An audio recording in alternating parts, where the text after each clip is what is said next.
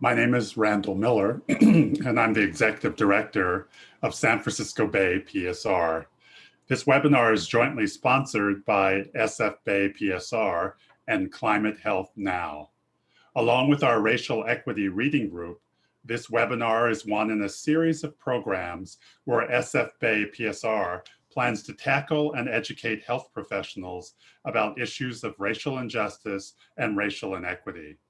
For more information about this programming, please check out SF Bay PSR's website, as it is regularly updated. Okay, thanks for joining us this morning. And I'm going to turn the microphone over now to Dr. Ashley McClure, one of the founders of Climate Health Now, who will introduce our two speakers. Thank you, Randall. It's great to be with everybody. So could not be more excited to introduce our two speakers. So Dr. Linda Ray Murray is joining us from Illinois. She's been a voice for social justice and health as a basic human right for over 50 years, 50.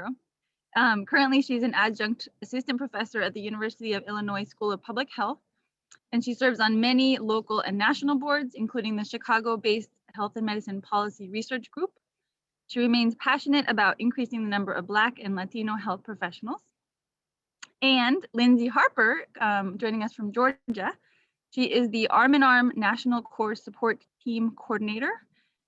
She's working to organize communities to ignite a transformational era that ends the climate crisis, centering on racial and economic justice, which is what we all know we need.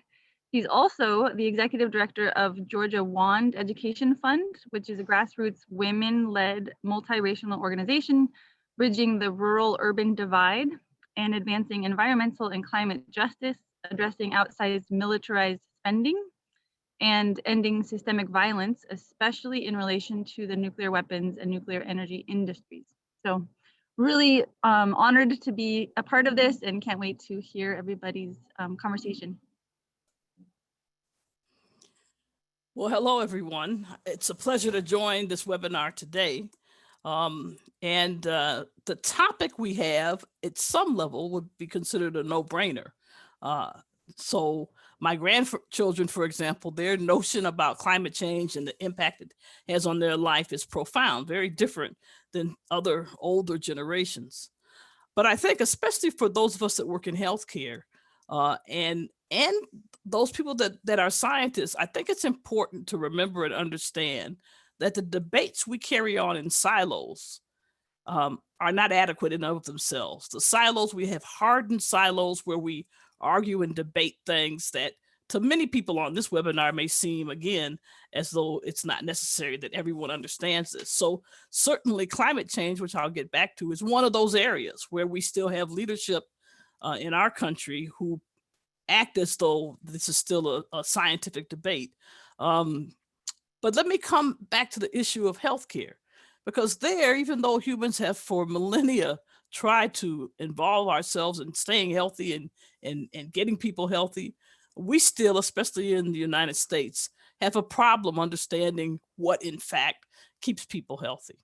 And not every physician, and certainly the vast majority of physicians, for example, nurses and other healthcare workers, would not immediately accept the notion that racism makes you sick. So let me start with a discussion of what we mean by health inequities. Whatever theory we have about disease or being healthy, and it's changed over time, it's a theoretical framework that allows us to talk about different kinds of diseases and different kinds of therapeutic modalities in some unified way. So before we had the germ theory of disease, for example, we had other competing theories of disease. And I think that it's important as a physician, certainly, and as other health workers, to be clear about what theoretical framework you're working under, what theoretical framework you're using. The dominant paradigm that we use in the United States still, and that we still teach in medical schools, whatever lip service we give to social determinants of health, is really a biomechanical, individualistic focused paradigm. So the notion is that if you exercise appropriately and if you eat healthy foods, that you'll be healthy. If you pause and look at the health of populations, the health of groups of people, we find that that's really not true. So that in the case, for example, of Black women, even Black women who are highly educated, that have excellent jobs and wonderful health insurance, that our health outcomes for maternal mortality, for example, are worse than often white high school dropouts. So there are clearly other factors than simply these individual risk factors that impact the health of us as individual people, and obviously the health of populations. And so we live in a country and a world where these differences in health by population are great. Each nation has huge differences inside that nation state. And then obviously across the world, we have huge differences, from life expectancies that may be in the mid 30s in some parts of the world and can be approaching 90 in other parts of the world. So what then do we think are the underlying causes of this kind of health differences, these health inequities? That is to say, differences that are based on injustice. We need to be clear. And I would argue that are based on racism and an unjust economic system and unjust relationships between the genders. If we have that kind of approach, what we call in public health an eco-social framing theory that allows us to say these eco-social factors, how we structure our government, how we structure basic support, how we structure an economy, how we structure the relationships between groups, whether it's between genders or between racial groups, profoundly determine the health of that community and the health of the individuals that live in that community. In the world, there are two basic concepts that I think we have to at least talk about. I'm convinced that they are a major problem. And that's first racism, which is an international problem, and the United States are the experts in racism. So is the existence of racism as it unfairly privileges white supremacy and unfairly keeps down, especially Blacks. Anti-Black racism is a profound problem throughout the world, but also in a hierarchical fashion, other groups of people that are categorized at different places in the hierarchy. So this concept of racism and structural racism then are what is driving the health of most communities, and especially in the United States. Paired with that, and in a way that can't really be separated from that, is the concept of capitalism. And so you have W.E.B. Du Bois and then later scholars talking about racial capitalism as a fundamental structuring force in American history and society, and in the history and society of the world, that sorts resources in an unfair way and guarantees that you have health inequities that exist between nations and within nations. So looking at these structural problems is the first unifying concept within public health. So we think how human beings organize ourselves and the environment in which we live is what actually has the greatest voice in determining the health of groups, and yes, even the health of individuals within those groups. Part and parcel of how human beings structure ourselves in the world is how we interact with the environment. And so for those of us on the human health side of this, we should understand and remember that you can't separate human beings from what goes on in the general environment around us. And that all of our pandemics, as we sit here facing a major global pandemic, but all of our pandemics for the past 100, 150 years have really rested in large measure in changes in the climate, changes in our general environment. So this present COVID-19 that we're grappling with is a zoonosis. You'll remember that this means the spillover from the animal world into human world occurs. It is especially stress and occurs more frequently when we disrupt the climate and when we disrupt the general environment. And so we can argue that COVID-19 is simply the latest expression of the impact of climate change, or what I would prefer to talk about, the human activities impacting the environment that we live in. Sometimes those are expressed most noticeably through climate, but there are other impacts that might not occur just in the climate.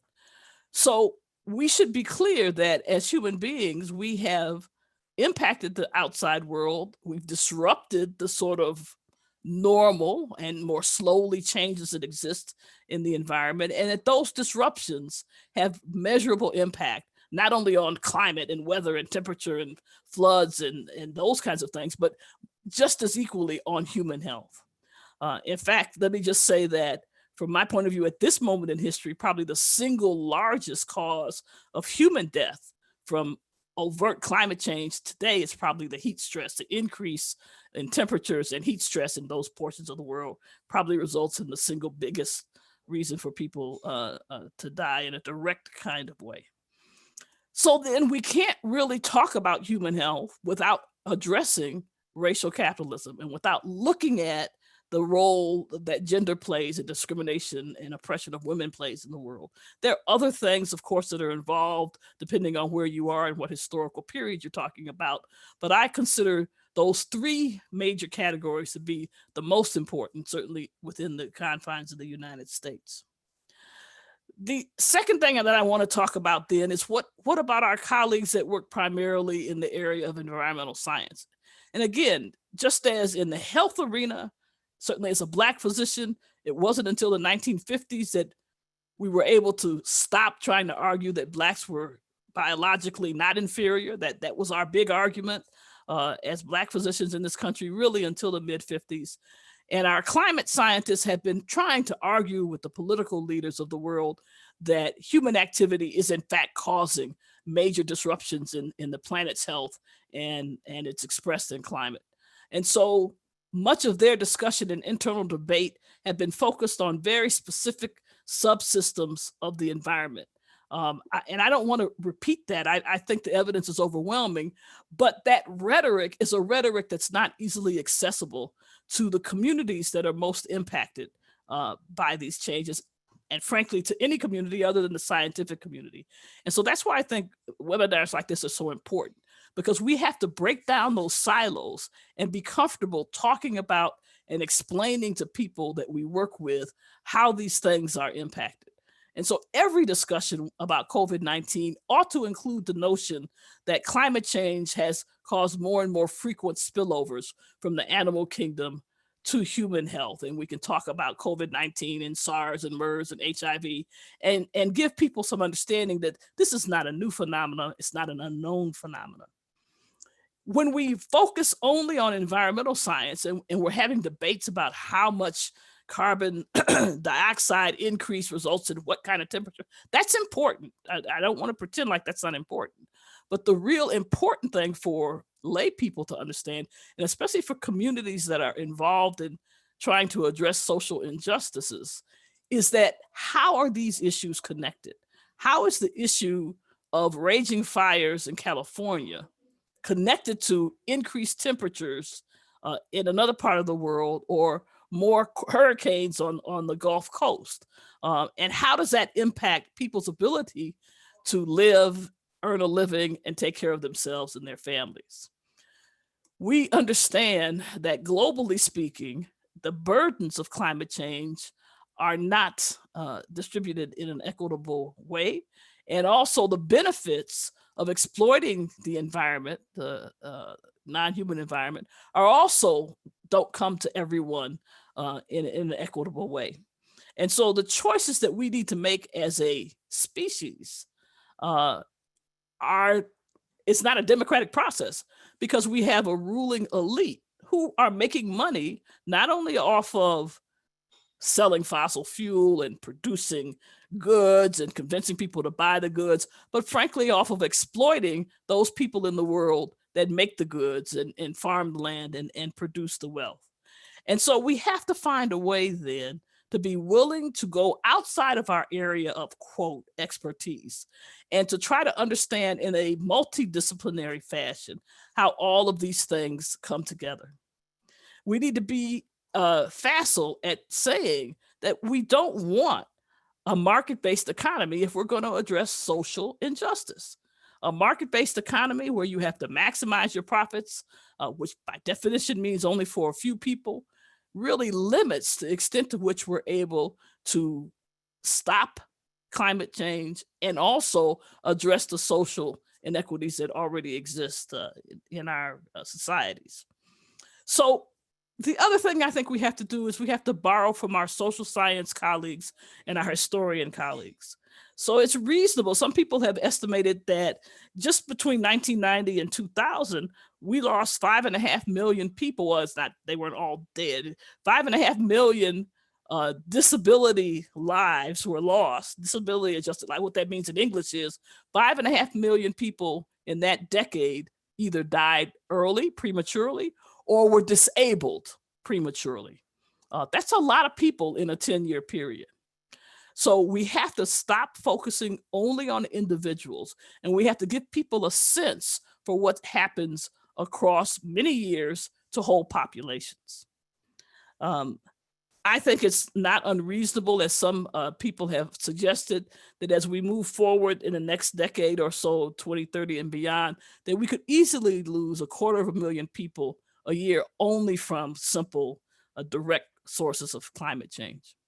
So what do we have to look forward to? And here is the real challenge, which I know the next speaker is going to help us think about. It's easy to be overwhelmed by all these statistics. It's easy as you start reading about climate change, as you start reading about health inequities, you start reading about deaths from stroke or heart attacks. If you look at the impact of COVID on Black and Brown and Native American communities, it's easy to get distressed and upset over it and feel like you don't know where to start. But I think that notion that we don't have hope, the notion that there aren't solutions that we can take, is a dangerous notion. There are solutions that we can take. And there are solutions that might make people who are benefiting off of this exploitation uncomfortable, but they really will not make most people uncomfortable if we have the political power to adjust it that way. So we need to appreciate the times that we're in. We need to appreciate the urgency of what we have to do. And we have to learn to listen to each other as disciplines and to connect the dots. So let me end with this concept. In the United States, as you know, we're entering an election period. But if we ask ourselves, what ought to be our responses in this time? What should our responses be to this global pandemic? What should the responses be to the continuing murdering by the state, by police in the state for people of color? What should our response be? And I would suggest to you that there's some immediate emergency responses, which as a physician, I feel comfortable calling for based on my understanding and training as a physician. First, in the first 100 days of what is hopefully a new administration, we ought to immediately pass a single payer health system as the beginning step for reforming our medical care and health system in the United States. It's not the end step, it's just the beginning, small reform for addressing our medical care needs. Secondly, we ought to pass in the first 100 days some basic paid sick, universal paid sick days and paid vacation days for people. We need to pass a minimum wage, a guaranteed minimum income, and raise the minimum wage so that those two things are at a level that people can live. And then we have to address all of the climate change recommendations that we normally put in that other silo. So we need to adjust how we're using fossil fuels. We need to address our offshore production. We can't just solve this problem by moving American production and profit-making machines outside of the continental United States and exploiting other parts of the world.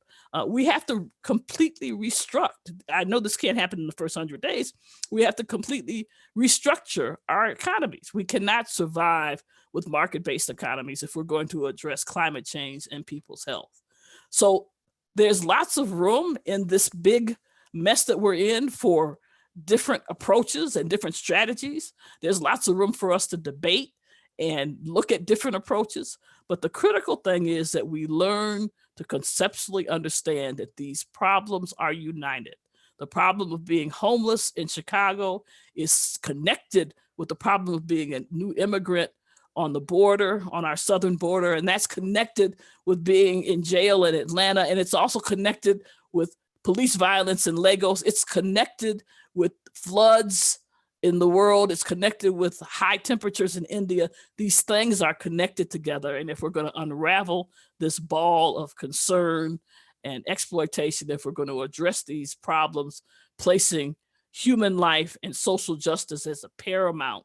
That means ending racism, ending racial capitalism, ending a market-based approach, and really fighting for social justice. So I look forward to hearing some approaches to doing that fight in a positive way from our next speaker. And I especially look forward to discussing with you what kinds of things we should do. Thank you. Wow, thank you, Dr. Murray. That was sort of like a master class. And having heard our next speaker before, I know she does a master class too in advocacy work. So Lindsay, we're all eagerly awaiting to hear what you have to say. Thank you very much. I'm very, very glad to be here. My name is Lindsay Harper. I am National Coordinator for ARM in ARM. I wanted to say briefly just a really big thank you to Patricia Sutton, Randall Miller, Ashley McClure, Tara Weeks, and Dr. Linda Ray Murray for the really excellent intro. I feel really helping to unpack the multiple layers of what it is we're trying to achieve, the years of oppression that it took to get here, market-based solutions that it took to get here, and what it will take to unravel, as you said, what it's going to take to get to the win. What I wanted to do was to talk a little bit about environmental justice in Georgia, to kind of give a backdrop as to kind of how our circumstances like intersect with climate and energy and economic and racial justice. And again, Dr. Linda, I think you did a great job of really talking about, you know, there's racism built into our everyday lives that may not necessarily be explicit. And it's really going to take intentionality with people understanding how we got to this moment and how we're going to get ourselves out of it. So I'll just say, you know, in Georgia, we have some very serious intersectional issues, thinking about economic health, thinking about, you know, physical health of people in our state. So again, I'm in Atlanta, Georgia, and we are home to the first new nuclear energy construction in this country in 40 years. And so, Tara, if you like, you can go to the very first slide, please. We are home to the first new nuclear energy construction in this country for 40 years. And so what that looks like, though, is a state that already has a high energy burden. We often talk about our work. We have an extractive energy economy across our rural urban divide. We have families in the city of Atlanta that have $500, $600, $700, $800 electricity bills that really aren't able to get out from under those costs, and therefore many of them are, you know, housing insecure or have to choose between, you know, food and medicine and paying their bills. And then when you add on the fact that we have a public service commission that is allowing, you know, private industry such as Georgia Power to continue raising rates on people, and then looking in the rural space, you have Burke County, Georgia, where nuclear power plant Vogtle is being constructed, and there's an environmental impact to an area that has a legacy of not only nuclear energy construction in the area off of the Savannah River, but also nuclear weapons work happening on the South Carolina side of the Savannah River. And so this is an area that is, you know, within the close, very, very close to the site bounds, and also downwind and downstream from these nuclear facilities. And so when you're thinking about, you know, nuclear weapons, also nuclear energy, thinking about how people are saying the answer to climate change is nuclear energy because it's clean. Well, if this were just about the science, we would not be having this conversation about nuclear. The science is very clear that it is a filthy technology. And when you add on the environmental justice aspects to it, thinking about, you know, the folks in Burke County, it's about half Black and half white. It's Southern, it's very rural. There aren't a lot of other opportunities for folks to, you know, have other economic opportunities. So it's also a company town, which kind of restricts how people can really speak about the other kinds of jobs they may want to have. So again, when you're thinking about economic and racial justice, thinking about an area where you still have Black churches and white churches, Black cemeteries and white cemeteries, thinking about economic and racial justice and how that really, what that really looks like on the ground is part of what I feel like I'm bringing to the Arm in Arm movement. And again, when you're thinking about nuclear being the answer to climate change. Well, there's also an economic impact to that as well. People, myself, I'm a Georgia Power customer. I have a line item on my bill that's paying for nuclear power plant Vogtle. This is a potential model that we're looking to share with the rest of the nation, thinking about our energy future going forward. And so the conversation in Georgia needs to be had in this space. So I'm sharing all of this with you, trying to help you understand how I see arm in arm being impactful in Georgia and how climate fights may look different in different parts of the country. So I'm giving you all that information to kind of preface this. So Erica Chenoweth is a researcher who surveyed hundreds of social movements and campaigns around the world. And what she found was that once a movement activated 3.5% of a population, every movement succeeded in meeting their demands. And every movement succeeded activating much less of the population. So it was up to 3.5%. Tara, if you go to slide 2, please. The Arm in Arm Grand Strategic Objective is to ignite a transformational era that ends the climate crisis, centering economic and racial justice. We are looking to achieve this by participating in sustained acts of disruptive humanitarianism and sustained acts of civil disobedience. Okay, and again, we need to move 3.5% of the population, the US population, or around 11 million people, to achieve this objective. Now, again, this is to end the climate crisis. We cannot end climate change tomorrow, but what we can do, as was mentioned earlier, is we can end some things that are absolutely ridiculous and end some of the suffering relatively soon if we just have the political will to do so. If you could please go to slide 3, Tara. So to do this, we here at Arm in Arm have created an act, recruit, train cycle where we do acts of disruptive humanitarianism, as I mentioned to you before. We recruit those interested in learning more and developing their leadership as a climate activist, and then we get them trained in our Arm in Arm curricula. People know that things are bad, but they may not necessarily know why and what to do about it. And so, again, it was mentioned earlier, there's an opportunity to connect the dots. And so what we do at Arm in Arm is to help people connect those dots as to how we got to the socioeconomic and political moment, and then also providing the tools and resources to create a local Arm in Arm hub and to do something about our circumstances. If you could go to slide 4, please. The way that I interpret disruptive humanitarianism, and it accomplishes 2 things. It provides an immediate need to people in your community, and then it starts a much needed conversation about why the current systems that we have in place are inadequate and don't work in the first place. For instance, I'll give you the example of a guerrilla garden. It's often the one that I use. And we had someone in Salt Lake City, Utah, actually do a guerrilla garden. It was actually on the slide before, but you can keep it here also. So if you've got a plot of land in an area where you know there's a food desert, there's no fresh food. We have them here in Atlanta. The closest place to get fresh food is the gas station down the street. You know you're in an area with a food desert. What you can do is you can plant a bunch of food in like an empty lot. Now you're banking on the fact that, those in power are going to come and are going to tell you, you can't plant that food there. That's a private lot. You don't have the permits or whatever. So you can then say, now, wait a minute now, there's no food here anyway. This lot is, vacant. No one's doing anything with it. Why is it what we're doing is not allowed, but what the existing system has allowed this to exist perpetually anyway?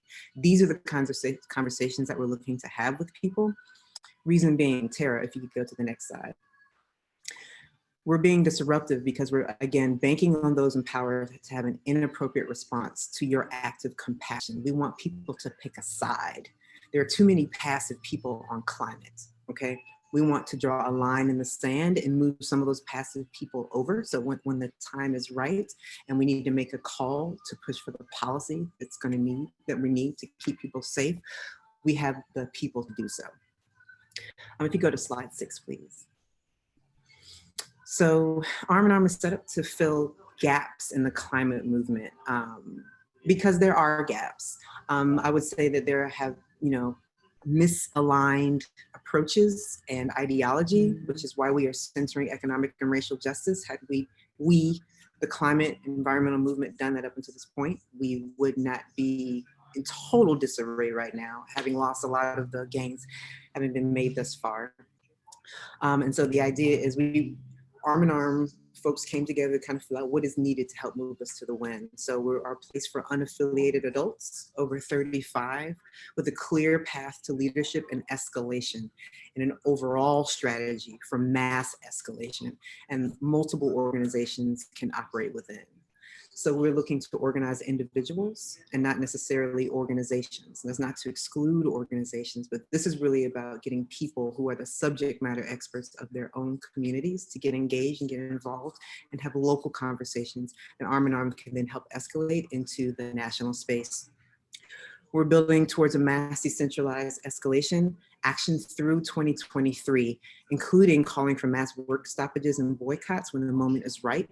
We have a fundraising strategy for peer-to-peer fundraising so that if someone so says that they would want to participate in a boycott but don't want to lose their wages, they can set up a fundraising page and accept funds so that they are still able to live even though they may be participating in a work stoppage. Just briefly, I just wanted to share as I'm wrapping up. Yeah, that's fine, thank you. The last slide, please, is fine. I just wanted to share how Arm in Arm was developed. We were a team of about 15 people who were members of the US Climate Action Network. And we went through a process called front loading. And we basically did advanced planning for how we were gonna build this movement and scale it up. I mean, I was on a part of that team. We were the organizing hub. Also, something that was derived or developed from US CAN member network was the Vision for Equitable Climate Action, the VECA. And I actually can pop this in the chat really quickly, but it is the US CAN's policy platform, which will also be a part of the overall strategy for moving policy on climate, including participation in other, and US CAN has also been participating in other policy platform collaborations and conversations. And so what I want to say on my way out is just say that this effort for getting adequate policy that protects people in a way that honors, you know, the inequities and the racial and economic and environmental injustices of the past. And it's going to take all of us from all walks of life in order to achieve this. And you all as medical health professionals have such a powerful influence, and especially right now with COVID, you have people's ear. People trust you and they want you to be well, and that privilege can really be well utilized and leveraged right now to really help move the needle on climate. And I have some more links I can put in the chat. We are doing a couple of actions leading up to the election, commitment to uphold democracy. And we are also having an arm in arm training coming up in November, but I'll put those in the chat and I'll wait a little bit. But I wanted to say thank you again for this opportunity to share this information, and happy to answer questions.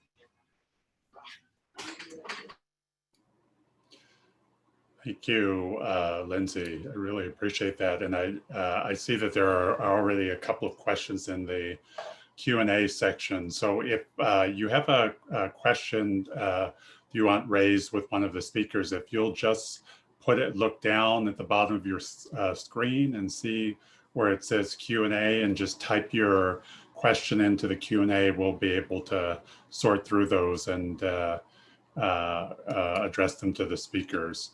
And we'll do as many as we can.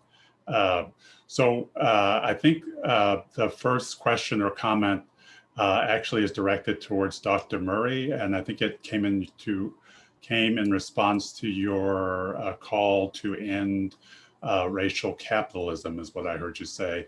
And it's asking about a question about revolution versus reform, that reform really just allows capitalism to continue to flourish. So I don't know if you, Dr. Murray, if you want to comment on that. I'm sure you've thought a lot about that question. Sure. I think first of all, I think it's an important question, but I wouldn't quite frame it the way you have. So first, let me just say, and obviously people can disagree on what they think happens during revolutionary historical periods. I don't think these happen from the sky. That is to say, I think you can document that people spend years and years and years building to sort of that climactic moment that the history books call a revolution. So there's always work going on. It's not like we make a decision, we're going to have a revolution next Friday. It doesn't work that way. So let me just say that as an old activist. But having said that, there's another important issue that's involved here. Reforms keep people alive in the moment. So I have no doubt about this. However, one thinks you can create a revolution that, for example, so let me be sort of order that stuff. Probably one of the least important things, not only for a revolution, but frankly for human health as a physician, is having a functioning medical system. It's critical when you're sick. So I want to be clear, but it's not the most important thing for a population to stay healthy. But if we pass the reform, and I made it clear that that was a reform, Medicare for all, what that means very specifically is that some people who would have died won't. So people that don't have health insurance die. Not everybody, obviously, but more of them die. So when we have these reforms, whether it's a community garden or whether it's stimulus support because people have gotten laid off, this stops pain and suffering in the moment. It may not, you're correct, it doesn't inevitably lead to revolution, but it does stop pain and suffering. So I have no shame in saying as a human being and a physician that where we can stop pain and suffering, I want to do that. Now, this is the problem, the historic and appropriate question that you've asked. To the extent that reformist goals postpone a revolution, that's a difficult thing to know when that happens. And there are different views on it. So my view is that you can organize for revolutionary activity and changes, but that doesn't mean people have to suffer in your organizing skills, if I'm being clear. So to put it more bluntly, I already voted in Chicago. I already did my little mail voting. As a 72-year-old, I took my little thing into the ballot box and handed it in. I made a decision. I don't always make this decision. I made a decision to vote for who I think is at best a centrist. I could think worse things about them, but who certainly I don't even consider a progressive. But in this moment in history, I felt that was a wiser act to move our organizing efforts forward than not voting or than voting for our current president. So I think it's a legitimate thing to question always. Does this activity, does this program that we're proposing, does it move us closer to or farther away from our goals? Does it allow us to organize and activate more people or less people? And those are tricky questions. I don't think the answers are ever obvious. I certainly have been involved in many things and can look back and say, well, maybe that wasn't the right thing to do. I think the thing that all of us are called to do is to stay active and make the best judgments we can on that. So that's sort of my response. If I knew if there was a bright line marker that said, here's revolution, here's the path to revolution, and this isn't, then it would be easy to follow. But the reality is we don't have those bright markers. And so we're called collectively to make the best judgments we can to that. Thank you, Linda.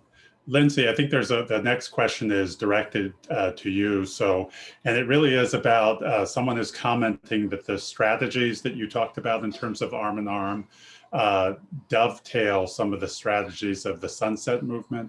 And we're just wondering if you, the questioner wants you to comment on if there's a relationship there or a way of coalition relationship or a working partnership. What's the relationship between Arm in Arm and the Sunrise Movement? Yeah, Sorry, that is. I said sunset, but I meant sunrise. No, it's fine. No, that's a great question. And actually, I did not say it explicitly before, but we have there are shared leadership and engagement between Arm in Arm and also Sunrise. So actually, what we have created is more or less the adult version of Sunrise. And USCAN's executive director, Kaya Chatterjee, I believe is on the board of Sunrise. And we also had someone from Sunrise who helped to develop Arm in Arm. And so we do have an integrated relationship. And we are, working on how to work together more and more going forward. But we are essentially the adult version of Sunrise. Gotcha. Thank you for that. Sorry for the sunset. That would be an odd name. All right. So we have another comment, which the chat feature is blocking me from seeing the actual question. This is Zoom, everybody. So the question is in the Q&A, first thanking you all for being a part of this.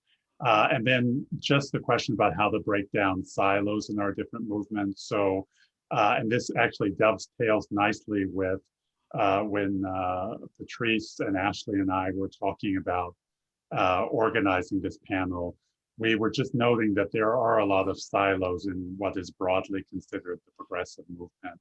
And one group of people sees themselves as only working on climate change, and other people are doing anti-militarism, peace work, et cetera, et cetera.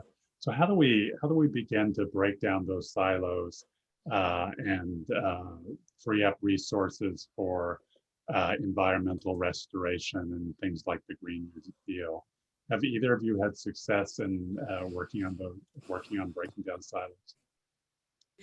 Yeah, I think that I can speak to that one briefly and just say that, well, for one, I do want to make the distinction that I'm actually not working with Georgia One anymore. Yet the analysis that I learned at Georgia One, the intersectionality between our extractive energy economy and our militarized economy, federal economy, is what I bring to this work at Arm in Arm, because the work is the same. We still have, inequitable public spending and the lack of community control of spending, which you can really see in the state of Georgia. And again, as I mentioned, between the rural and urban divide, you're able to talk about energy. You're able to talk about voting and, our elected officials who are essentially working with industry, and those who are on the front lines, your Black, Indigenous, people of color, are more impacted by those kinds of decisions. You can have an economic conversation as well. You can also have a climate conversation, because areas like, Savannah and even in Burke County, Georgia, where you have Plant Vogtle, is prone to flooding, where they ultimately built the facility used to be the bottom of the ocean. There were indigenous folks there who told them not to build there. There were, burial grounds, there were dinosaur bones, yet and still they decided to build there anyway. I mean, so when you're talking about, again, an area that doesn't have a lot of economic opportunity and is a company town and is saturated with funding, and you have other areas like the city of Atlanta, which is, starved of public resources. I mean, these are the kinds of conversations that I have found myself having that people don't know are happening in Georgia. So we can have that intersectional conversation and talking about mass incarceration, talking about reproductive justice, the right to have a child, the right not to have a child, the right to raise your child in a safe and healthy environment, and then bodily autonomy. Those are the four, components of reproductive justice. Well, that third one, having the ability to raise your child in a safe and healthy environment, that's the conversation we can have here in Georgia as well, especially when you're talking about tritium, which is a component of both nuclear weapons and energy, which can be absorbed into the placenta and cause fetal anomalies. Yeah. I have a question for both of you, and there are a number of other questions we need to get to, but I want to just ask you, so, on the one hand, there's been recent national polling that shows that actually African Americans and Latinos are more worried and believe more that climate change is real than their white counterparts. And on the other hand, you often hear, and I have to say, I often think that there's still kind of a disconnection between climate emergency and the mobilization of particularly Black and Latino communities. So both of you are not in the deep blue bubble of Northern California. So I'm just wondering about what your successes or strategies have been in terms of mobilizing Black and Latino communities. And Lindsay, you already started talking about that, but if you could add to that, and then we'll ask Dr. Murray to do the same.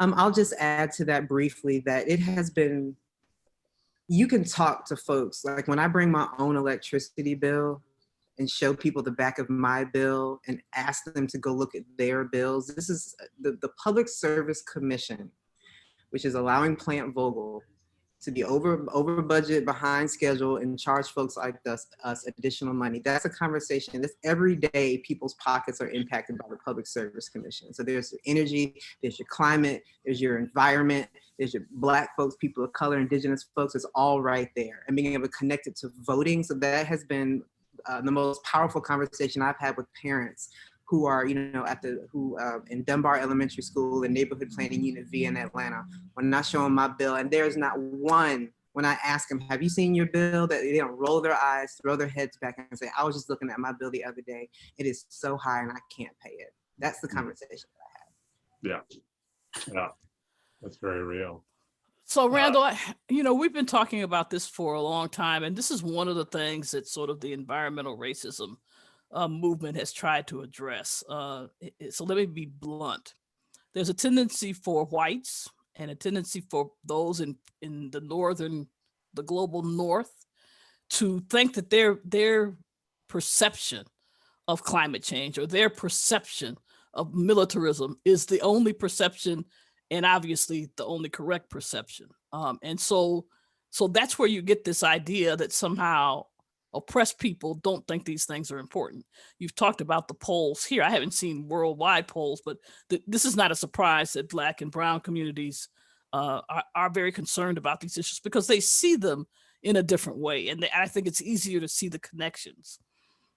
So I have a problem with progressive colleagues that want to focus on militarism, which is important, especially dealing with nuclear weapons, but ignore the state violence that has been going on for centuries here in the United States. And that's just obvious state police violence. There's a recent work, again, these I think Black people know this already. We didn't need a cell phone to know that George Floyd's were happening all over the country. I think that's what people have to remember. We didn't need a cell phone. We didn't need a video recorder. This is some new stuff for communities that are relatively privileged. For the Native American community, these oppressed communities, one of the ways that people have had social mobility is through the military.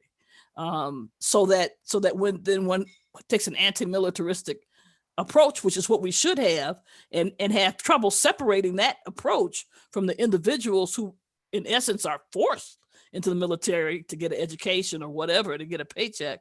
So the failure to make that connection is what I think the problem is.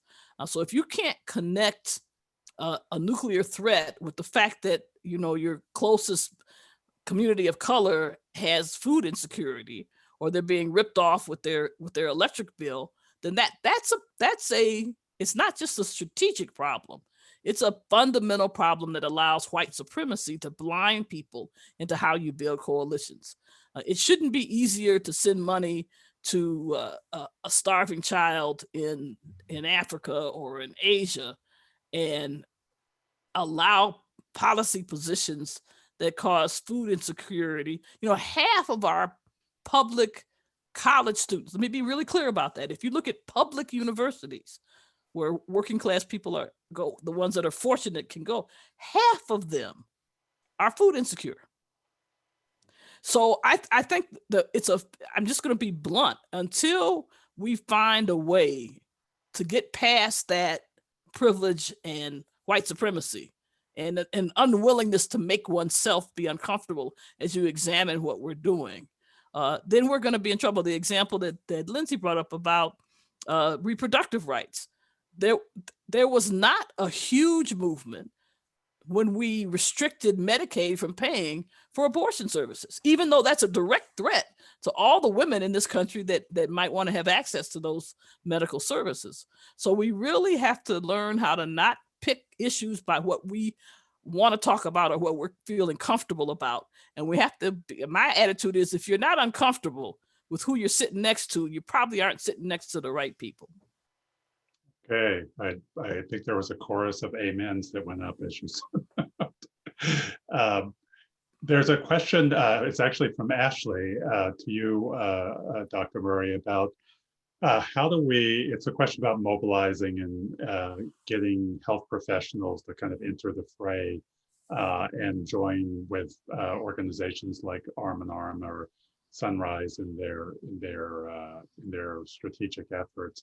How do we, what you've been connected in many ways with health professionals from the APHA to teaching at major universities. So how do we mobilize health professionals beyond the faithful few who may be represented by this call to really partner with community-based organizations who are really leading the way on issues like climate change and other issues?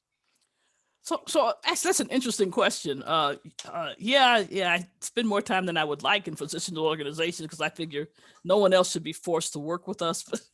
So let me just say, obviously we have many physicians organizations, especially on the progressive side, that are pushing in our various policy silos.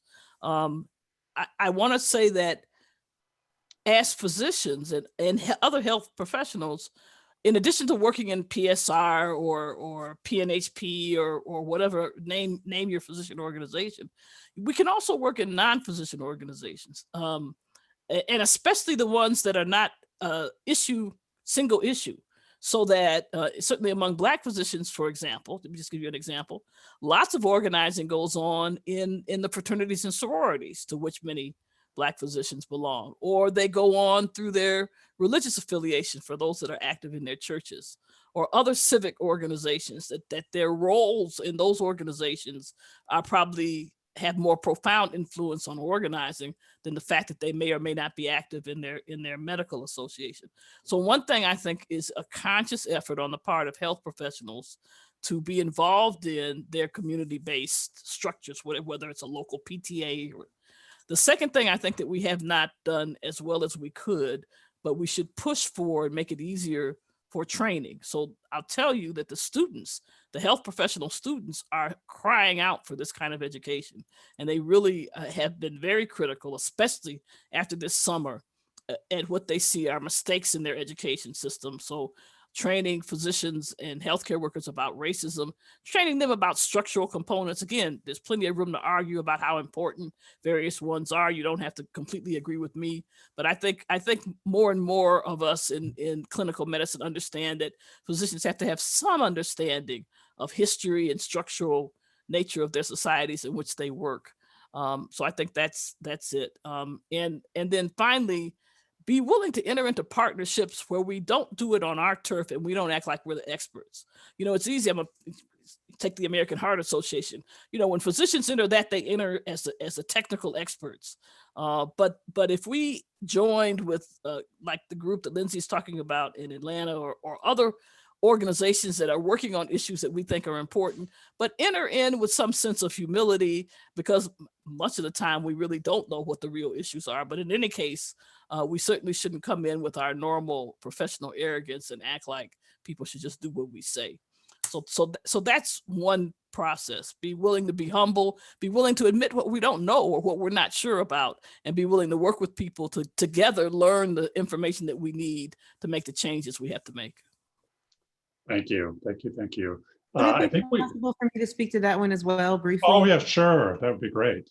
Just briefly, I just wanted to share, I really appreciate you saying that, Dr. Linda, and I gotta be honest, and I say this with love and transparency and honesty, but I always say if the policies and PhDs had the answers, we would not be here right now. And I'm saying that because, and I feel as though I'm able to say that, but I've also learned about my own privilege. And although I am a Black woman, I'm from the South, and that comes with a lot of things in this country, I also have been fortunate to have education and to do some traveling, to be exposed to things. And I understand that people have to be able to feel qualified to do this work. And even understanding where I'm coming from, you know, it's not all about the numbers and the data. One thing that I learned I thought was really important, that facts are the enemy of truth. And I thought about it, listen, what does that actually mean? Facts are the enemy of truth. It's the same thing with law. You have a set of facts when you argue on either side. So all that's to say, again, it's not just about the data. People's lived experiences are as valuable, if not more, than your spreadsheet. And so people are qualified. People may not be using the same words, But even in myself and learning and work with folks in Burke County, there are times when I need to step forward to be the person to speak. And there are times that I need to step forward and use my privilege to step to the side so that someone else who has a lived experience and who's actually on the front lines can get into that space. And so I'm also learning how to leverage and to be active with my privilege, and also understanding when it's more important to follow than when to lead. Thank you.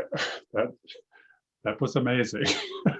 And yes, indeed, I have heard you say that before to a national conference of doctors. So you do say it. And thank you for Lindsay. What I really love about you is that you are so steeped in organizing and so committed to organizing folks who are not PhDs or MDs or whatever, that you bring a new voice that I often don't hear in these conversations. And that's really, really powerful. So thank you for that. Thank you. I wanted to, so I was going to ask each of you to make just a short closing statement, although it's hard to top the the statements that each of you just made, but I will ask you if you would like to leave this particular audience of health professionals who are doing the work, but probably need to be pushed like everyone else to keep doing the work and doing it in better and different ways. What are the closing thoughts you'd leave with the folks who've joined us today? We'll start with Dr. Murray to alternate, and then we'll give you a chance to catch your breath, Lindsay, and get back to you. Well, I assume for this audience, I don't have to suggest that you want to vote not a revolutionary act this year, but nonetheless, you want to make sure you do that. Let me just say this. I must say that I didn't think more than 50 years ago, when I was 18 years old in the streets in Cleveland, Ohio in 1968, demonstrating against police brutality, and the National Guard was called out. I didn't think that this year in 2020, more than 50 years later, my youngest 18-year-old granddaughter would be in the streets in Chicago demonstrating for the same issue when police and National Guards were called out. So when I have this historical view, I could be discouraged, except that I know my granddaughters. And so the young people are in motion. They're impatient, as they should be. And our task, those of you that are older, is to do as much as we can to be in the streets with them and to aid them. So to quote Sir Michael Marmot, if you haven't been doing anything, do something. And if you've been doing things, do more. Wonderful, wonderful, wonderful. And Lindsay? That's awesome, Dr. Linda. I hope you don't mind calling you Dr. Linda, but that was great.